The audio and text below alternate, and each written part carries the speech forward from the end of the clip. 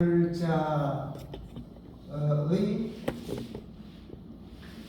스승이다 이런 말이 있어요. 이것은 그 옛날에 중국의 당나라 그 말기에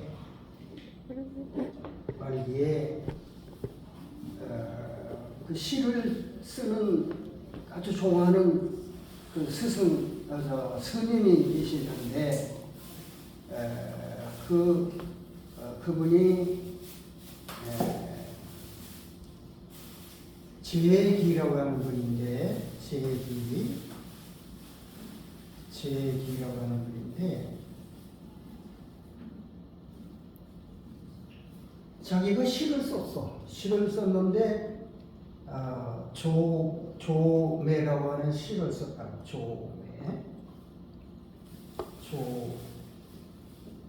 조매. 이게 뭐냐면 일지핀 매화 이런 뜻이야. 일지핀 매화. 조매. 이런 시를 썼어. 시를 썼는데 쭉 이렇게 썼는데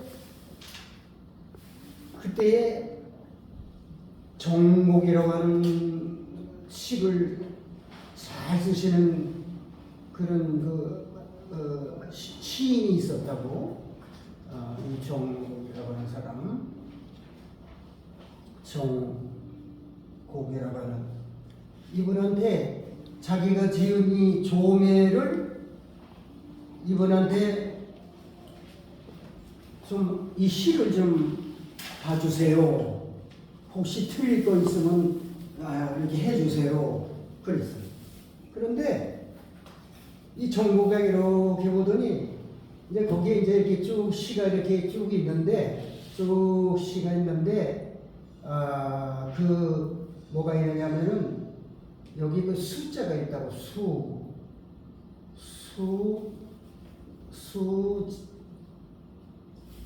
수지 해가지고 여기 이제 이 수가 있어. 수지라는 것은 여러 지가 가지지, 그지? 지는 가지야. 이렇게 나무가 있으면은 여러 가지가 있는데 수지를 갖다가 썼는데 이걸 어떻게 해야 할까? 이렇게 할까? 해가지고 저를 어떻게 할까 해서 숫자를 어떻게 하면 좋을까? 이 수지라는 것이 그러니까 어젯밤에 여기 보면 작야야. 여기에 붙어 있는 것이 작야. 이 작야라고 하는 것은 어젯밤이지. 어젯밤에 수지 이렇게 봐. 이 수지라고 썼어. 수지 수지 개라고 해서 수지개. 개는 이제 10개짜리니까 핀다 이런 말이니까 꽃이 핀다 이 말이에요. 핀다. 어젯밤에 수지개라 이런 이쪽에 시도 있지만은 요것이 있어. 요 숫자를 이 정복 선생님이 수지라고 하지 않고 이걸 고쳤어. 수라고 하는 것은 일지로 해버렸다고. 일지개라 그래서 일지개라. 그러니까 여러 가지, 여러 숫자. 이건 뭐예요? 일지라는 것은 한 가지가 여러 가지가 피었다. 이것을 한 가지가 피었다 이렇게 고쳤어. 한 가지가 고쳤다. 한 가지가 피었다. 그러니까 이게 잘 고친 것 같아요? 잘 안 고친 것 같아요? 여러분이 느끼게 해요. 잘 고친 것 같아요. 지금 일찍 이른 봄이야. 그 매화가 이른 봄에 피잖아요. 그런데 일찍 핀 매화가 수지개라고 하면 여럿이 피었다 이렇게 뜻이 되거든.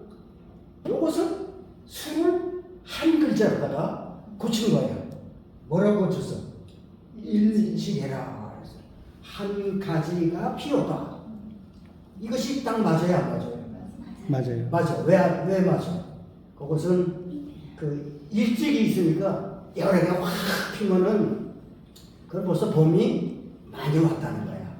많이 이렇게 와서 만개를 하는데 일찍 핀 개화인데 많이 숫자로 붙이면 안 되잖아. 한 가지 이렇게 수를 요걸로 고쳐서 한 가지가 피었다 이랬단 말이야. 그게 맞는 거야. 그 이런 그 봄에 이제 매화가 피는데 한 가지의 매화가 이렇게 피었다.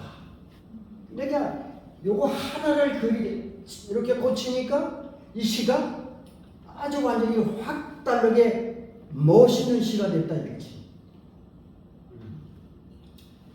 그래서 이 제기라고 하는 그 시를 쓰는 이 스님이 시인이라고 하는 분이 그 아주 유명한 시인 정목 선생님한테 고맙다고.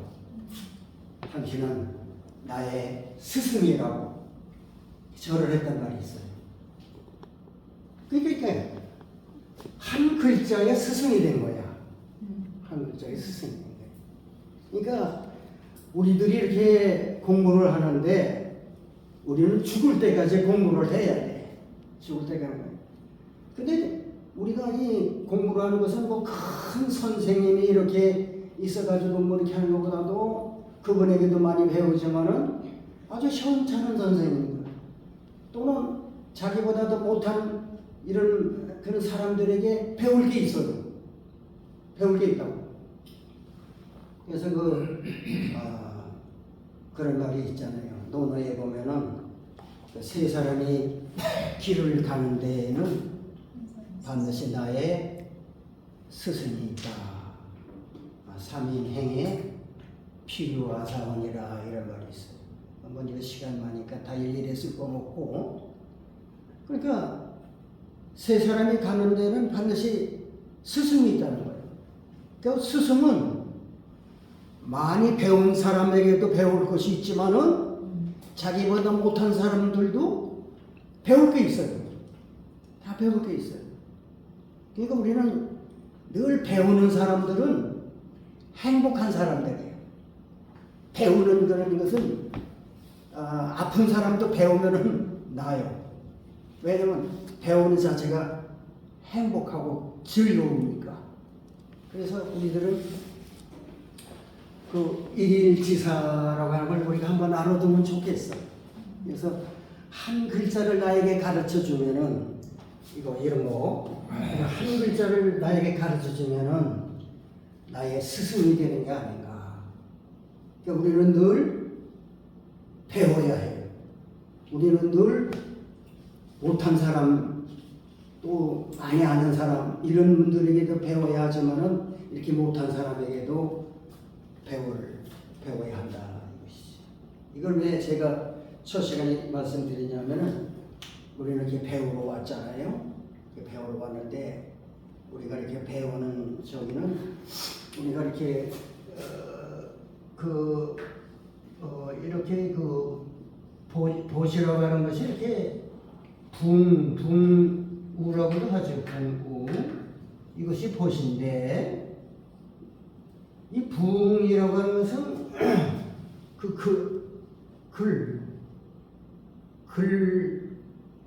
글방 교실에서 사귄 친구를 붕이라고 해요. 대개. 그래서 거기 보면은 논어에 거기 보면은 논어의 첫 절가 뭐가 나오냐면은 하기시스시프 요보와 있고 두 번째가 유붕이 있어요. 유붕. 친구가 있어서 원망내하니 불령났고와 먼 곳으로부터 오니 이 또한 즐겁지 아니하리라. 거기 붕이 바로 글방 그 교실의 그 친구야, 친구를 우리가 붕을 바로 이 우라고 해서 이건 그냥 서로 뜻이 맞아서 통하는, 서로 이렇게 통하는 친구, 그런 친구는 되게 우라고 해요. 그러나 이걸 합쳐서 붕하면 이건 하나의 포시 될 수 있어요. 붕이지. 그래서 그 신라의 시대의 세속오해에 보면은 붕유신이 있죠, 그죠? 붕유신. 그 세속오계에 보면 하나가 그 붕유신이야. 이건 친구란 말이에요. 근데 여기 여러분들은 여기보다는 여기에 해당하는 친구들이에요. 글방 친구들이라고 할 수 있어요.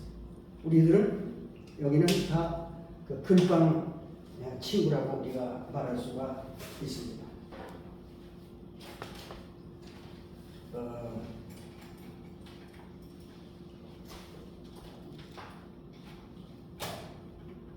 문학 힐링인데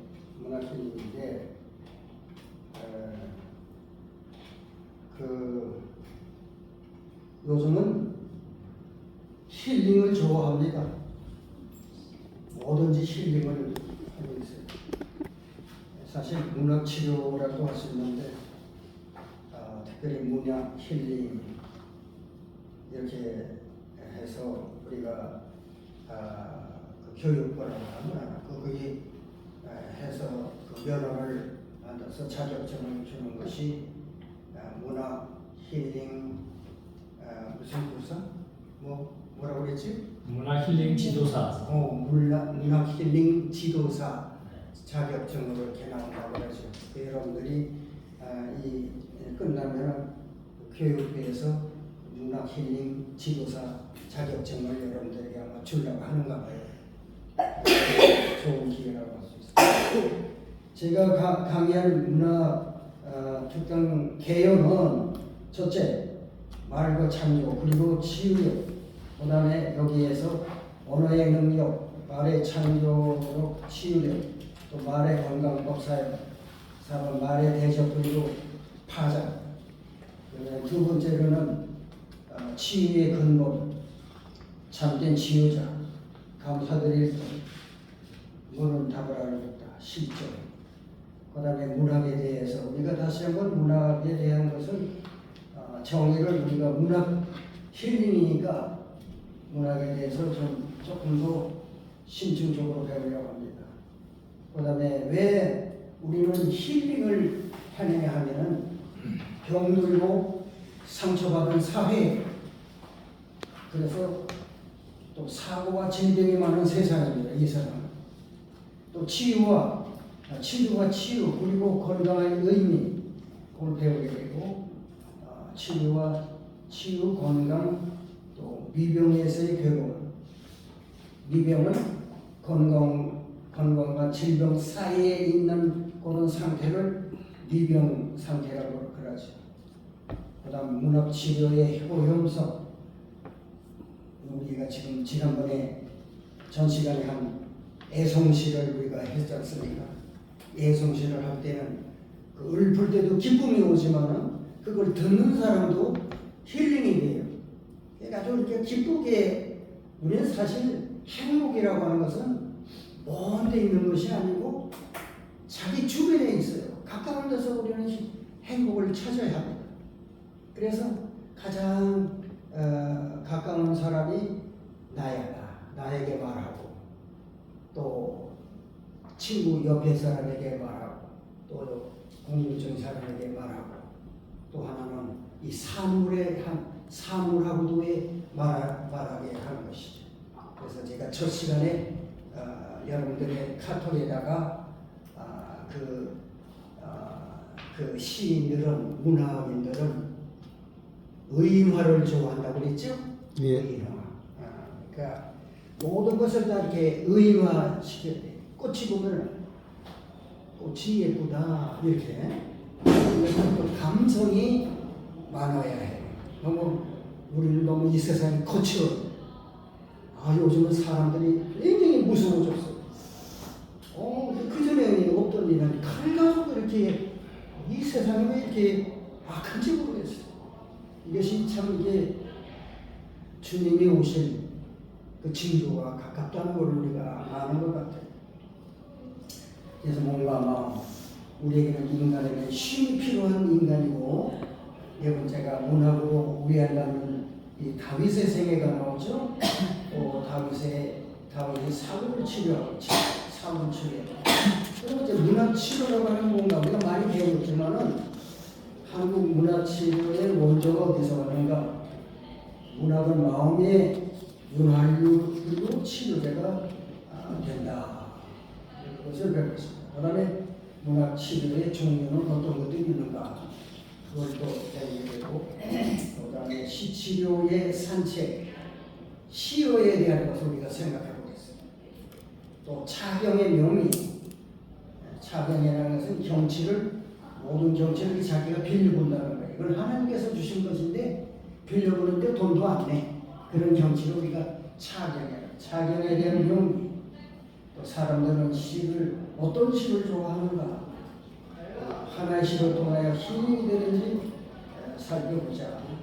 이런 그 강의가 제가 강의할 개요가 되겠습니다. 그 다음에 첫 번째로 이제 말과 창조 그리고 치유 우력에 대해서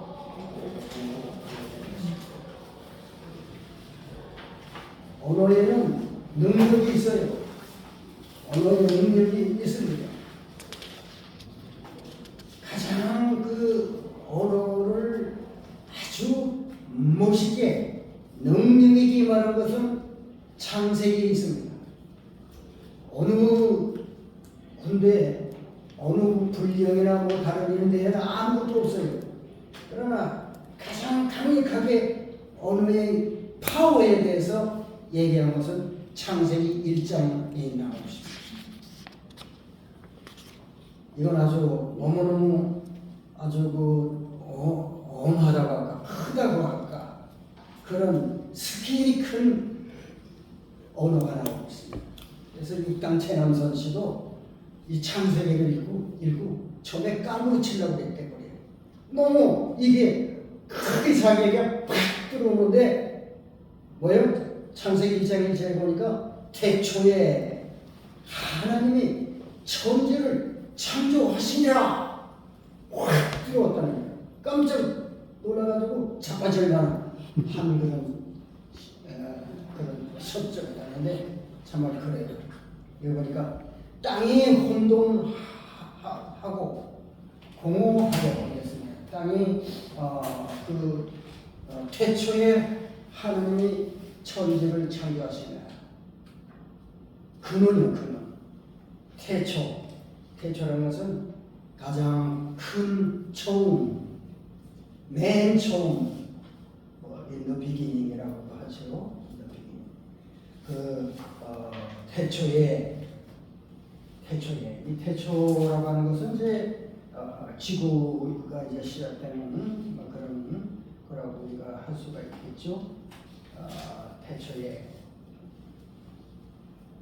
참 아주 이건 처음이란 말이겠죠. 성경의 첫 단어가 천지에 의해서 천지. 이 천지 우리는 다 하늘 땅에 그 중간에 살아요. 천지인이라고 하죠. 천지인. 하늘과 땅 그 가운데 인이 있다. 참 오묘한 말씀이 아닐 수가 없어요. 2절에 보면 땅이 혼돈하고 공허하며 흑암이 깊음 위에 있고 하느님의 영은 수면의 운행하시니라. 그러면 여기 보면 태초에 하나님이 천지를 창조하시니라. 땅이 혼돈하고 이거 보면은 창조 전에 태초 전에 뭐가 있었다는 게 증명이 됩니까? 땅이 있었다는 거예요. 그렇죠? 땅이 혼돈했다고 혼돈. 그 다음에 공허하며 또 하나는 흑암이 깊은 위에 있다. 거기에 하나님의 영이 수면 위에 운행하십니다. 이 수면이 뭐예요? 물이요, 물. 그러니까 땅, 또 밤, 깊음, 그 다음에 물. 이것이 창조 전에 그건 있었던 거예요. 근데 하나님이 이르시되, 이제 이르시되도 뭐예요? 말씀하시되 뭐라고 했어요? 빛이 있으라. 신이 빛이 있었고 그 빛이 하나님 보시기에 좋았더라. 하나님의 빛과 어둠을 나누사 하나님의 빛을 뭐라고 하고 낮이라고 어둠을 밤이라고 부르시니 새벽이 되고 아침이 되는 첫째 날이라. 저는 이 달밤에 말이요. 달밤에 이렇게 가는데 달이 말이에요. 밤에 깜깜한 밤인데 달이 이렇게 비추고 있어. 저는 깜짝 놀랐어요. 이야, 낮에는 해가 떠가지고 우리를 밝혀주고 밤에는 또 우리들이 가다가 넘어져 자빠질까봐 하나님께서 큰 그 후레쉬를 우리에게 비춰주고 있단 말이에요. 후레쉬.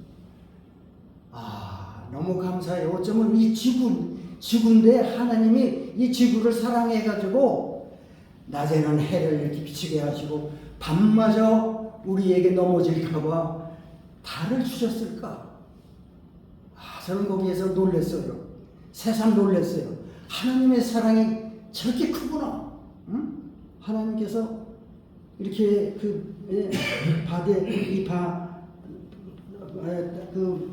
낮을 주시고 밤에도 이렇게 해를 주시는구나. 그 달이 이렇게 우리를 비춰주고 있단 말이에요. 아마 하나님의 사랑이 우리 지구에 사는 사람을 많이 사랑하시는 거예요. 그러나 죄로 인해서 원죄로 인해서 우리가 죽어야 해. 슬픔의 고초를 받아야 해. 너무 우리는 아파, 죽어, 사별이 많아, 이별이 많아. 이 삶은 너무 괴로워요. 그것이 없게 해주고 낫게 해주고 영생까지 이르게 해주신 하나님이 계시다는 걸 생각할 때에 우리는 늘 감사하지 않을 수가 없는 거예요. 다음 성경님은 태초에 하나님께서 하늘과 땅을 창조하셨다. 땅은 형체가 갖추어지지 않고 텅 비었으며 모든 이 깊음 위에 있고 하나님의 영은 수면 위에 감돌고 있었다. 하나님께서 빛이 있으라 말씀하시니 우리가 읽는 데는 이라사대 말씀하시니 빛이 있었고 하나님께서 그 빛을 보시니 좋았더라. 그래서 우리가 많은 사람들이 땅을 봐가지고 지구의 나를 안다 이러는데 이 지구의 나이는 우리가 성경적으로 보면은 6,000년밖에 안 돼요. 근데 이 땅이 있었다고 하면 그 땅에는 바위나 흙이 있었을 거 아니에요? 그걸 측정하면은 한 45년 전인가 뭐 이렇게 있다고 합니다. 그것은 원래 그 정도 그 있었던 거를 우리는 알아야 돼요. 6,000년에 우리가 지구를 만들어졌지만은 그 전에 벌써 그 창조는 하나님께서 하셨어요. 하나님께서는 지구 전에 은하수나 많은 별들을 만드셨어요. 이 지구는 이제 그 후에 진 것을 우리가 알 수 있어요. 자, 시편 34편 6절 이거는 여호와의 말씀으로 하늘이 지문이 되었으며 만상을 그의 입기운으로 이루었다. 입기운은 게 말의 기운이죠. 그러니까 바닷물을 모아 무더기 같이 싸우시며 깊은 물은 곳간에 부시도다. 온 땅은 여호와를 두려워하며 세상의 모든 고민들은 그를 경외할지어다. 그가 말씀하심에 이루었으며 명하심에 변도에 있었다. 그 다음에 쉬운 말을 보면 하나님은 말씀으로 창조되었다는 것을 알고 그래서 하나님의 말씀으로 말미암아 생겨난 것임을 깨닫습니다. 그래서 여기 창세기에 보면 우리가 이 혼돈했다고 했어요. 우리 이것을 카오스라고 말하죠. 카오스로 혼돈이라고 하죠. 여기에 말씀을 언어라고 하고 또 이것을 로고스라고 합니다. 로고스라고도 하죠. 로고스라고도 하고 또 목선가 뭐 이렇게 로고스라고 하는데 이 로고스라고 하는 것은 바로 이 로고스는 잘 이렇게 정리가 된 거예요. 여기 카오스가 아니고 카오스의 혼돈이 아니고 로고스라는 잘 이렇게 다듬어진 그런 우리 말이라고 하는 것은 잘 다듬어졌죠. 이성적이고 모든 게 잘 가꾸어지는 것을 우리가 로고스라고 합니다. 하나님께서는 이 카오스에서 로고스로 이렇게 잘 첫째 날을 이렇게 거치면서 이제 만들었습니다. 그래서 이 로고스라고 하는 것은 말씀인데 이거 요한복음 1장 1절에 보면은 태초에 말씀이 계시니라. 이 말씀은 뭐라고 하냐면 하나님이라고 할 수가 있는 것이죠. 그래서 이 말은 그 창조의 힘이 있습니다. 이런 에너지가 있고 파워가 있어요. 또 말은 하나님께서 우리에게 또 말할 수 있는 선물을 주셨어요. 하나님 기프트를 주셨어요. 말에서 좋은 것이 생겨납니다. 우리가 말에서 보면 빛이 있어라, 또 공기가 있어라, 땅, 바다, 풀, 나무, 꽃, 과일, 해, 달, 별, 새, 짐승, 또 만물의 영생, 인간, 이걸 다 만드셨어요. 만드시고 뭐라고 하셨습니까? 보시기에 좋았더라. So that it was good. 또 나중에는 마지막으로 한 말씀이 인간을 말씀하면은 it was very good. very good. 너무 좋아. 이렇게 말씀이신 신의 모습, 말씀에서 보는 신의 모습이 보여. 하나님께서 세상을 만드실 때 보기 좋았다, 매우 아름답다. 그러면 우리들도 말을 아름답게 해. 우리 인간들은 악하게 말하면 안 되는 거예요. 여기 성경의 진리 보면 하나님께서 말씀하실 때는 하나님께서는 선한 말을 하셨어요. 다 좋은 말만 하셨어요.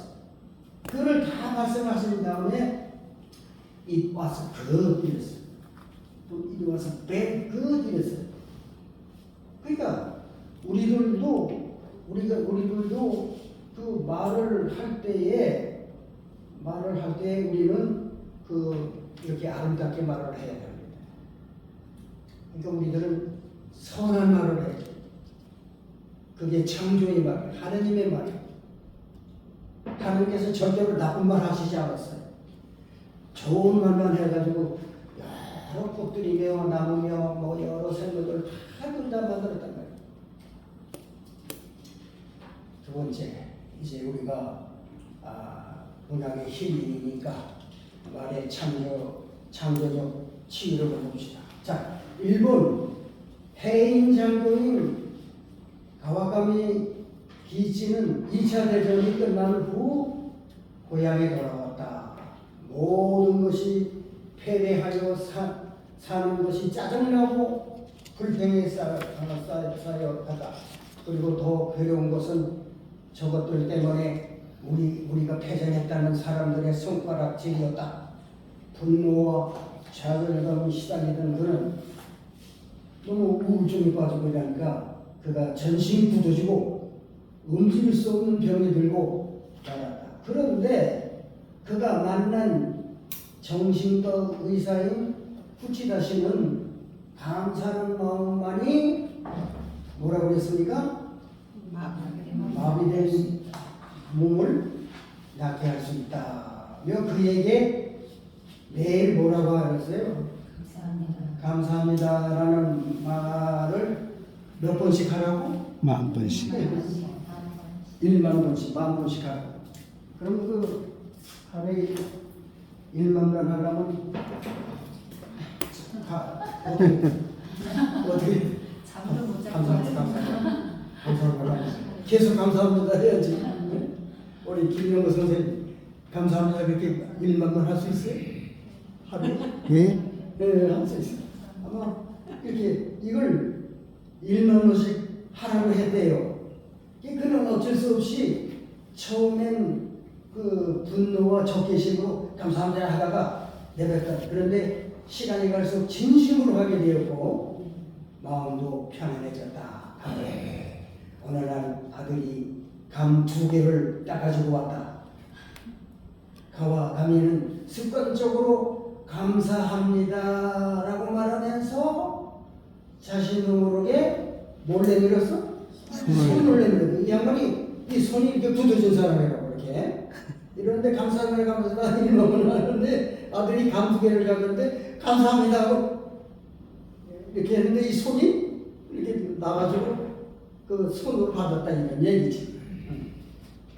신기하게도 마비 되어 꼼짝 않던 손이 움직였고 팔다리 몸 구석까지 마비가 풀렸다. 우리는 늘 감사합니다라는 것은 참 가장 좋은 치료제라는 걸 알 수 있어요. 그러니까 우리가 이 문학에 있어서 힐링을 많이 하려면 말을 많이 해야 되는데 그래도 감사합니다. 이 말에도 감사합니다를 많이 해요.